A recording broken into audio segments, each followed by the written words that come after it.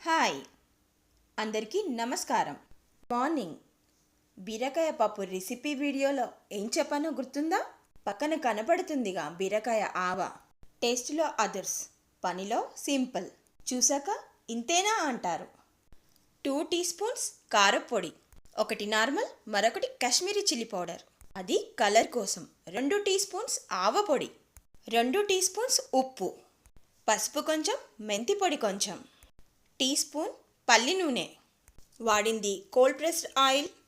Other ingredients are organic. ఇలా పొడి పొడిగా ఉన్న బీరకాయ వేశాక అరగంటకి చక్కగా ఊరిపోతుంది. పొట్టు తీయక్కర్లేదు, చిన్న చిన్న ముక్కలుగా కట్ చేసుకోవాలి. ఈ ముక్కలు ఇంచుమించుగా 150 గ్రాములు ఉండొచ్చు. అంతా కలిపి అరగంట మూత పెట్టి పక్కన ఉంచుదాం. అరగంట తర్వాత ఇలా ఉంది. డిన్నర్కు దీన్ని మేము ఉడికిచ్చిన సజ్జరవ్వతో తిన్నాం.